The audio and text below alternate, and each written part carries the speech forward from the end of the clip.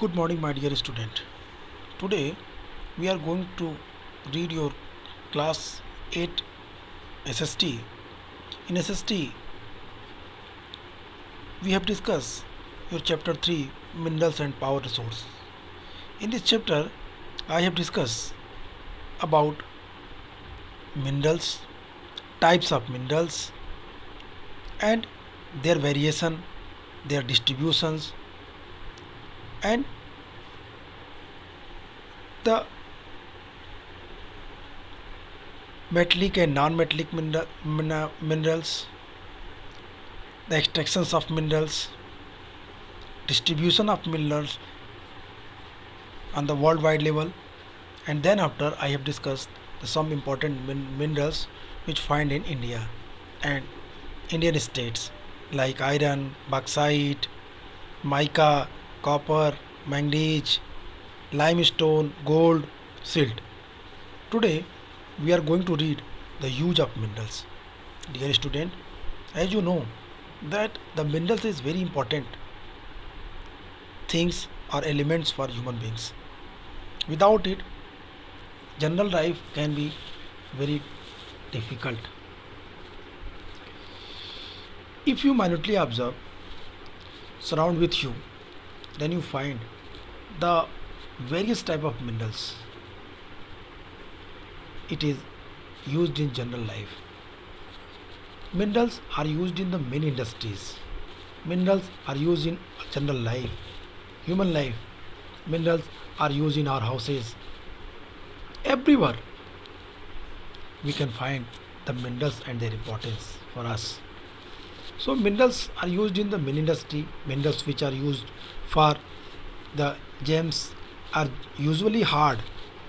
These are the set in the various style of the jewelry. Copper is the another metal used in the everything for coins to pipes. Silicon used in the computer industry is obtained from quartz. Aluminium obtained from its ore bauxites. Aluminium obtained from its ore bauxite is used in the automobiles and the aeroplanes, bottling industry, building, and even in the kitchen cookware. It is very interestingly to understand that the use of minerals. Author clearly inform you about the various use of minerals in the in the in the every sphere of life, in industry, in the life also. कहता है कि खनिज का उपयोग, minerals का उपयोग industry में होता है. मिनरल्स का यूज रत्नों को बनाने के लिए प्रयोग किए जाते हैं. रत्न, आभूषण, ऑर्नामेंट्स को बनाने में मिनरल्स काफ़ी महत्वपूर्ण रोल निभाते हैं. ये बहुत कठोर होते हैं. इनसे विभिन्न प्रकार के जो रत्न और आभूषण बनाए जाते हैं, सुंदर सुंदर ज्वेलरीज, वो काफ़ी महत्वपूर्ण है मानव जीवन के लिए. आपने देखा होगा, if you will minutely observe in the marriage party, you have seen that the कि सब बहुत सारी महिलाएं, विमेंस, सभी लोग तमाम तरीके के आभूषण पहन के आते हैं. ये सब मिनरल से ही बने होते हैं. तांबा, copper is also a minerals which used in किस पे होता है. कहता है कि जो कॉपर है इसके कई सारे उपयोग हैं. क्वाइंस में, पाइप्स में, सिलिकॉन में. क्वाइंस और पाइप बनाई जाती हैं इससे. प्रत्येक का और कह रहा है कंप्यूटर उद्योग में प्रयुक्त होने वाला सिलिकॉन क्वार्ट्ज से प्राप्त होता है. एल्यूमिनियम जिसके अयस्क बॉक्साइट से प्राप्त होते हैं, उससे ऑटोमोबाइल और हवाई जहाज, होटल बंद, उद्योग भवन, और इसके अलावा रसोई में इस्तेमाल होने वाले बर्तन भी एल्यूमिनियम से बनाए जाते हैं. इस प्रकार यूज ऑफ मिनरल्स के बारे में हमने देखा कि हर चीज़, आपके घर का कुकवेयर आप देखेंगे, किचन का कुकवेयर, आपको एल्यूमिनियम की धातुएं आपको मिल जाएंगी. These are all the minerals. So that's why it is very important for us that we have to conserve the minerals. Why? Because minerals is the renewable. Is it renewable? No, it is non-renewable resource. Mineral का सबसे ज़रूरी है सुरक्षा करना, उसका उपयोग उतना ही करना जिससे उसकी स्थिति में ज़्यादा घटाव या ज़्यादा उसमें अवनमन ना हो। It means minerals are non renewable resource. It takes thousand of year from the formation and concentration of minerals. हजारों हजार साल लगते हैं मिनरल्स को बनने में, मिनरल्स के एक कण को इकट्ठा होकर के एक्चुअल फॉर्म में आने में। The rate of the formation is much smaller than the rate of which the humans consumes these minerals. It is necessary to reduce the wastage in the process of mining. Recycling of the metals is another way in which the mineral resource can be conserved. Author clearly informed you. He informed you that there were the various methods, especially two methods, which to conserve the minerals. दो तरीके से हम इस जो non renewable resource है minerals, उसको संरक्षित कर सकते हैं, बचा सकते हैं। कहता है ह्यूमन जो कंजम्पशंस होता है, मानव जो इसका यूज करता है, वो यूज मानव उपभोग की दर की तुलना में निर्माण की दर बहुत धीमी है। जितना हम मिनरल्स का यूज करते हैं, जितना हमें चाहिए, उसकी तुलना में मिनरल्स से बनी वस्तुएं कम हैं। इसलिए जो माइनिंग की प्रोसेस है, ये इसको सेटअप करना बहुत ज़रूरी है जिससे इसका ज़्यादा नुकसान ना हो सके। मिनरल्स रिसाइकलिंग एक सबसे अच्छा तरीका है जिससे खनिज संसाधनों को संरक्षण प्रदान किया जा सकता है, खनिज संसाधनों को बचाया जा सकता है।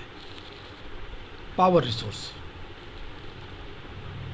The chapter name is the minerals and power resource. Second topic is power resource.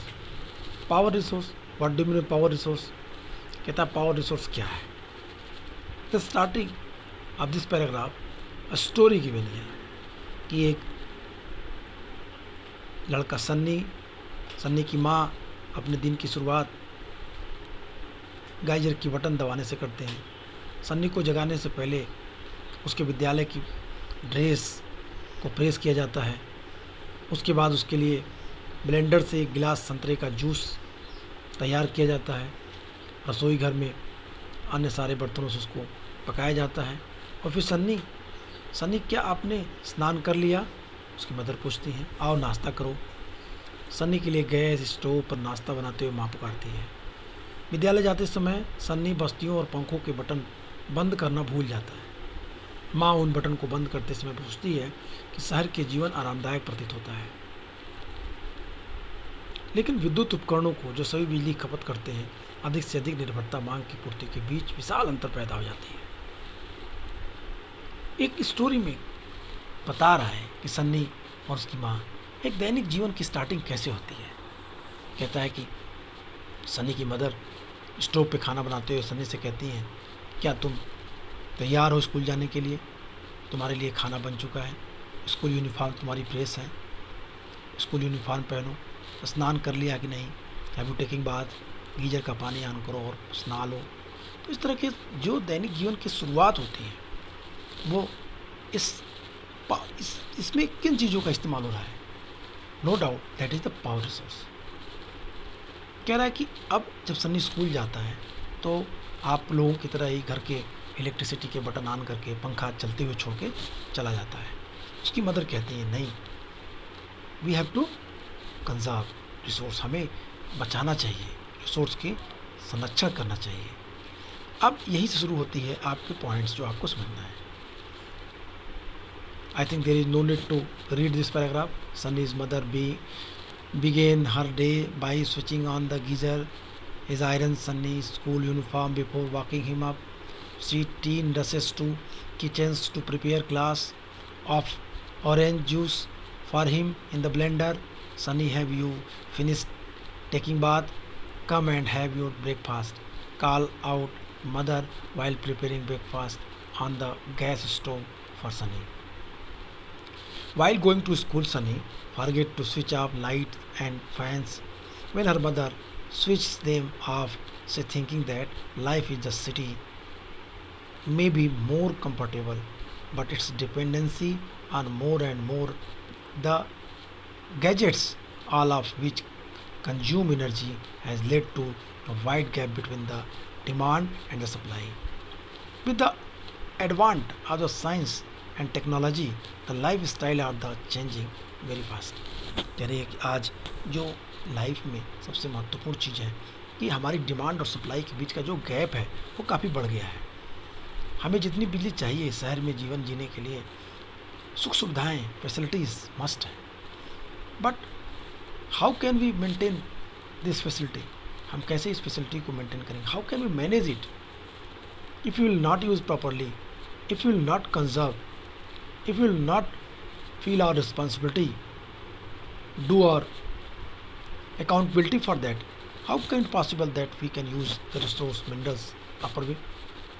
No, we have to think about that. It is our duty that when we go out of this houses, first we switch off the fans button, switch off the electricity. So that is the very important. Here we are going to start the meaning of power resource and the use of power resource. In this paragraph, author want to inform you that the use of power resource in the general life, everyone, उसकी जीवन की शुरुआत में किस तरीके से होती होगी। सुबह वो उठता होगा, सुबह उठने के बाद उन चीज़ों को नहाते खाते, गीजर से पानी लेना, फिर इलेक्ट्रिसिटी केटली में चाय बनाना, गैस पे खाना बनाना, ये सारी चीज़ें क्या है? That is the power resource. अब कहता है पावर रिसोर्स क्या होते हैं? पावर और energy plays a vital role in our life. Power, शक्ति या ऊर्जा हमारे जीवन में, हमारी लाइफ में एक बहुत बड़ा रोल निभाते हैं। उनका एक बहुत बड़ा रोल है हमारी लाइफ के लिए। क्या कहता है? We also need power for industry. हमें इस शक्ति की ज़रूरत होती है। कहाँ पे? इंडस्ट्री के लिए। It is necessary needs the power. Without power industry can not run. Without power agriculture also not run properly. Without power transportation, transport system, communication and defence, how can it will run if the power not is in proper form? अगर ठीक ठाक से ना रहे तो कैसे run करेंगे? So author want to inform the uses of power and their importance. Power resource may be broadly categorized as the conventional and non-conventional resource. Okay, here you have to mark that what is the power resource, and then after power resource divide into two parts. First non-conventional and second conventional resource. Okay, let's come and discuss what is the conventional source. Conventional source क्या है भाई? तो कहता है conventional source वो होते हैं, conventional source of energy are those which have been in the common use for long time. Firewood and fossils fuels are the two main the conventional energy source. Firewood, it is widely used for cooking and heating. In our country, more than 50% of the energy used by villagers come from firewood. Firewood से what do you mean by firewoods? Firewood से क्या समझते हैं आप? तो कहता है कि firewoods क्या है?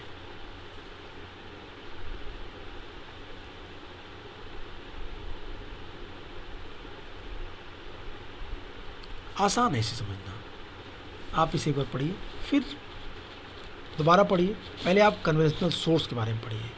कन्वेंशनल सोर्स से क्या मतलब है? What do mean by conventional source? Conventional source उन चीज़ों को कहते हैं, उन्हें कहते हैं जो हमें ट्रेडिशनली मिलती है, परंपरागत रूप से जो ईंधन हमें प्राप्त हो रही है, जो सोर्स प्राप्त हो रही है परंपरागत रूप से एक पीढ़ी से दूसरी पीढ़ी, तीसरी पीढ़ी से, वो आसानी से उपलब्ध है. ये परंपरागत स्रोत क्या है? ऊर्जा के परंपरागत स्रोत वे हैं जो लंबे समय से सामान्य उपयोग में लाए जा रहे हैं. जैसे ईंधन और जीवाश्मी ईंधन परंपरागत ऊर्जा के दो स्रोत हैं. ईंधन ईंधन इट मीन्स कह रहा है यही the common use of the long time firewood and fossils, firewood and fossils कहता है कि यही जो ईंधन है और जीवाश्मी ईंधन है, फायरवुड है जो और फॉसिल्स फ्यूल है, तो ये दो हमेशा यूज किए जाते रहे, लंबे समय से ये मानव के द्वारा उपयोग में लाए जा रहे हैं। सेकंड कहता है परंपरागत स्रोत में फायर, अभिनव कहता है कि फायरवुड का क्या मतलब है, what do mean by firewood, तो कहता है फायरवुड इसका उपयोग पकाने और उष्मा प्राप्त करने के लिए व्यापक रूप से होता है। फायरवुड का हमारे देश में ग्रामीणों द्वारा उपयोग की गई 50% से अधिक ऊर्जा इसी ईंधन से प्राप्त होती है।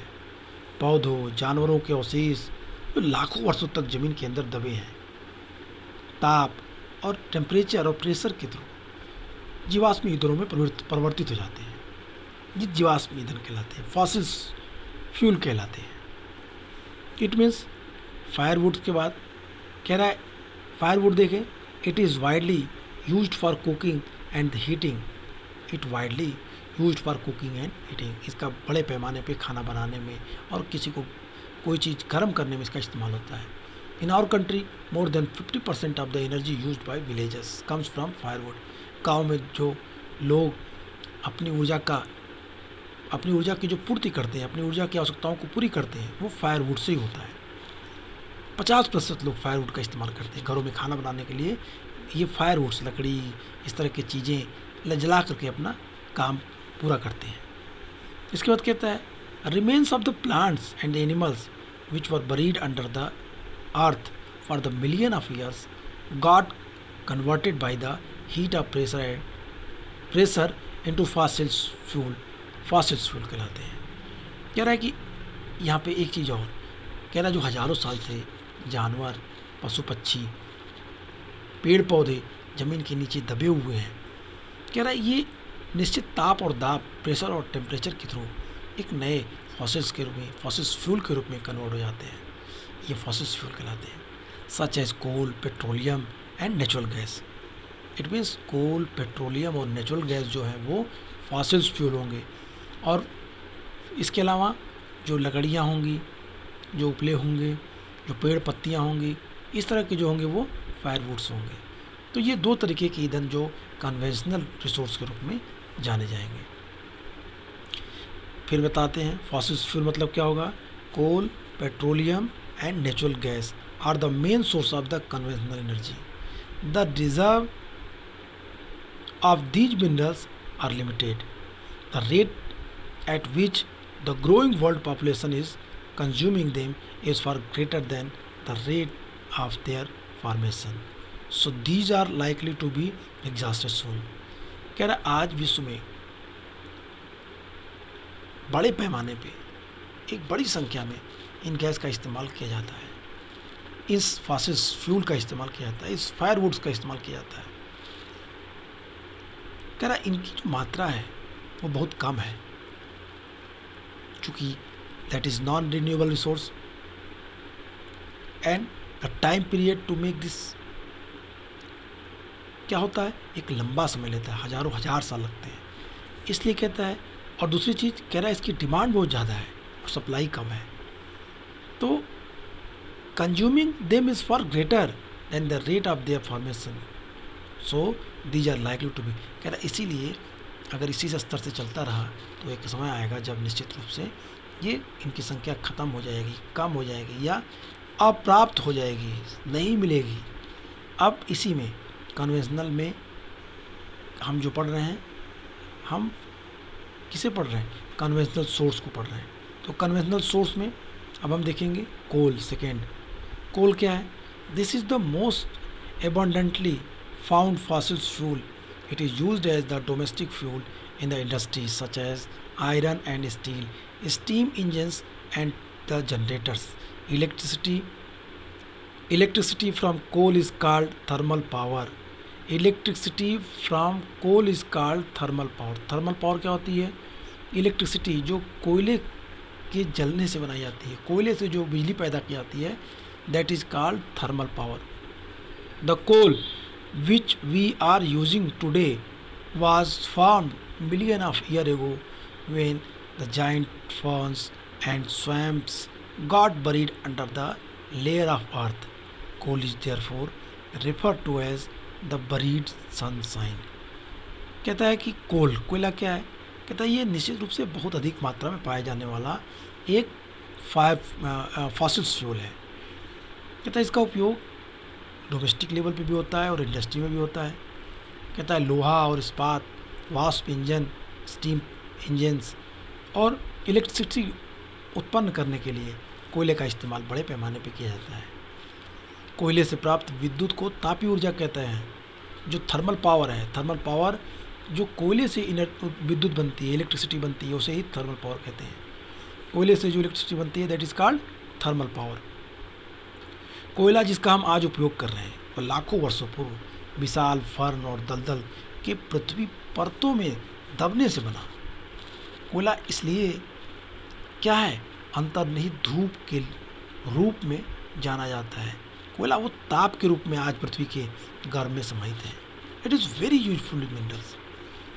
और हजारों हजार साल पहले जब पृथ्वी के नीचे दब गए, निश्चित टेम्परेचर और निश्चित प्रेशर के बाद ये एक नए रूप में, एक नए फॉर्म में कन्वर्ट हो गए। ये कहे गए कोल। और फिर कोल से जो इलेक्ट्रिसिटी बनी उसे कहा गया thermal power.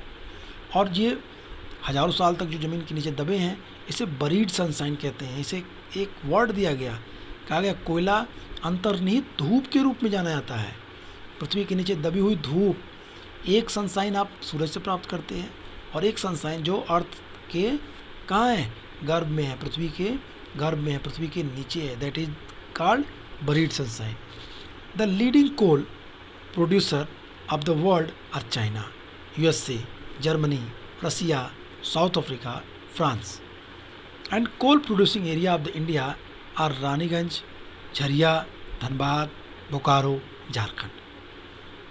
It means here author want to inform you about the distribution of the coal on the worldwide level and India level both. Here author give the name of the country which is high producer of the coal. Which countries? कहता है सबसे बड़ी कौन है, high producer कौन है? China, USA, Germany, Russia, South Africa and France. Bharat में भी कहता है कि जो कोयले की खादान कहाँ कहाँ है, जो कोयले की माइंस है कहाँ कहाँ है? रानीगंज, झरिया, धनबाद एंड बोकारो, झारखंड। उड़ीसा सबसे अधिक कोयला उत्पादक राज्यों में से भारत का है, हाई प्रोड्यूसर स्टेट के रूप में है। अब बात करते हैं पेट्रोलियम की। The petroleum that keeps your car running as the oil that keep your cycle from the squeaking both begin as thick black liquid called petroleum. It is found between the layer of rock and it's drilled from oil fields located in offshore and coastal areas. This is then sent to the refineries which process the crude oil and produce a variety of product like diesel, petrol, kerosene, wax, plastic, lubricants. Petroleum and its the derivative are called black gold as they are very valuable. The chief petroleum producing countries are Iran, Iraq, Saudi Arabia and Qatar. The other major producers are USA, Russia, Venezuela and Algeria. The leading producing in India are Digboi, Assam, Bombay, High in Mumbai and the delta of Krishna and Godavari rivers. Okay, petroleum. Author here give you information about the petroleum. That is the conventional resource. Second, first we have read that is कोयला and second that is petroleum. Petroleum क्या है? कहता है petrol जिससे आपकी car चलती है और तेल जो आपकी साइकिल को चमकने या जो उसमें आवाज़ आती है चरर मरर की उसको रोकता है।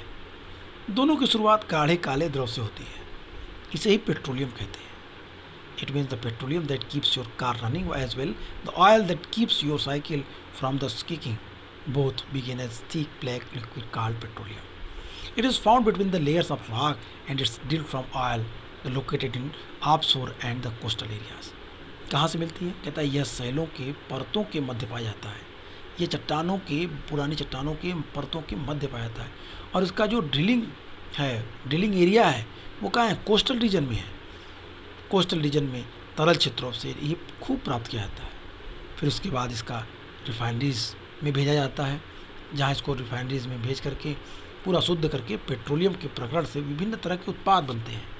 और पेट्रोलियम जो तैयार हो जाता है उससे कई तरीके के बनाने के प्रोसेस में कई तरीके के पेट्रोलियम पदार्थ बनते हैं। जैसे कहता है इसी जो पेट्रोलियम पदार्थ हैं उसी से क्या बनती है, ध्यान दीजिएगा। कहता है डीजल, पेट्रोल, मिट्टी का तेल, केरोसिन, वैक्स, मोम, प्लास्टिक और स्नेहक तैयार किया जाते हैं। पेट्रोलियम से बने उत्पादों को काला सोना कहते हैं, ब्लैक डायमंड कहते हैं।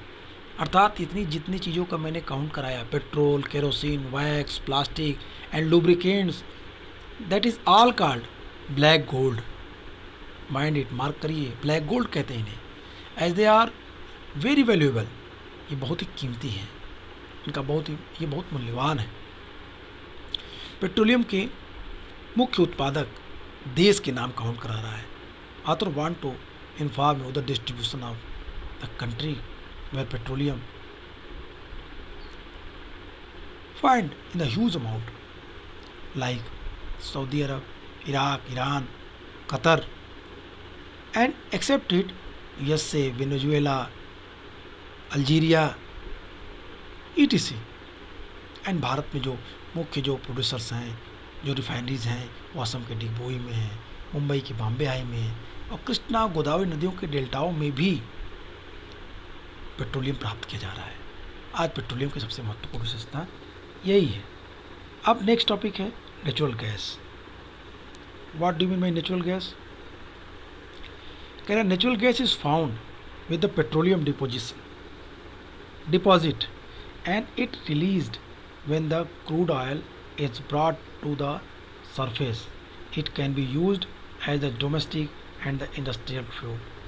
Russia, Norway, UK and the Netherlands are the major producer of the natural gas.